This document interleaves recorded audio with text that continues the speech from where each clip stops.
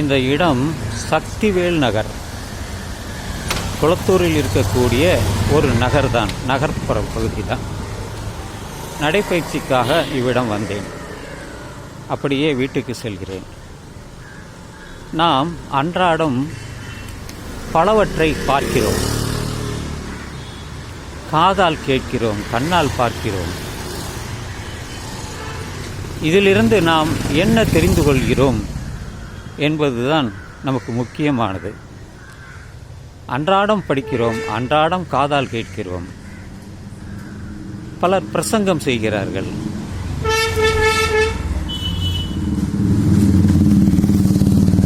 சிலர் கவியரங்கம் செய்கிறார்கள், சிலர் கழகம் அமைத்து அவர்கள் பேசுகிறார்கள். அதன் மூலம் நாம் என்ன தெரிந்து கொண்டோம் என்பதுதான் முக்கியம். நாம் எதை தெரிந்து கொண்டோம்? படிப்பினாலா, காது கொடுத்து கேட்டதினாலா, அல்லது புத்தகத்தினாலா, அனுபவத்தினாலா? எதை நாம் தெரிந்து கொண்டோம்? சரி, நீங்கள் எதையோ தெரிந்து கொண்டீர்கள்.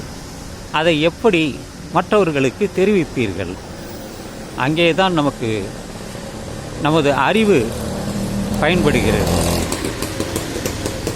நாம் பிறக்கும் பொழுது எதையுமே தெரிந்து கொள்ளவில்லை. படிப்படியாகத்தான் தாயின் மூலமாகவும், தந்தையின் மூலமாகவும், உறவினர்கள் மூலமாகவும், பள்ளியின் மூலமாகவும், கல்லூரியின் மூலமாகவும், வேலை பார்க்கும் இடங்கள் மூலமாகவும் நாம் தெரிந்து கொண்டோம். ஆனால் அதன் பிறகு நாம் எதை சாதிக்க வேண்டும், எதை செய்ய வேண்டும், எப்படி செய்ய வேண்டும், எதற்காக செய்ய வேண்டும் என்பதில்தான் அந்த நம்முடைய குறிக்கோள் வெளிப்படும். எதை செய்ய வேண்டும், யாருக்காக செய்ய வேண்டும் என்ற கேள்வி வரும்பொழுது சமுதாயத்திற்காகத்தான் முக்கியமாக. அது ஒரு தொண்டாக இருக்க வேண்டும். உங்களுக்கு வசதி இருந்தால் அன்னதானம் செய்யலாம், அல்லது பிள்ளைகளுக்கு கல்வி கற்றுத்தரலாம். இரவு பாடசாலை வைத்து முதியோர்களுக்கு கல்வி கொடுக்கலாம். மொழி தெரியாதவர்களுக்கு அந்த சிறு சிறு வார்த்தைகளை சொல்லித்தரலாம்.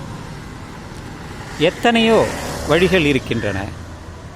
அதை செய்வதன் மூலம் அது நமக்கும் பயன்பெறும், அதை கேட்பவர்களுக்கும் பயன்பெறும்.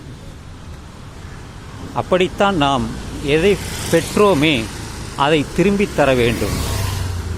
அதை திரும்பித் தரவில்லை என்றால் அது மந்தமாக போய்விடும், அறிவற்றதாக, பயனற்றதாக முடிந்துவிடும். அதனால் நாம் பெற்றதை அதை திருப்பித் தர வேண்டும்.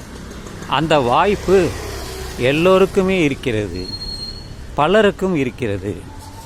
அதை நாம் பயன்படுத்தி மற்றவர்களுக்கு ஒரு பாடமாக இருக்க வேண்டும், ஒரு பாலமாக கடப்பதற்கு உதவியாக இருக்கும் என்று நான் நம்புகிறேன், கருதுகிறேன்.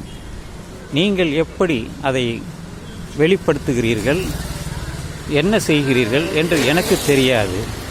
ஆனால் நான் தெரிந்து கொண்டதை சமுதாயத் தொண்டில் ஈடுபட்டுள்ளேன்.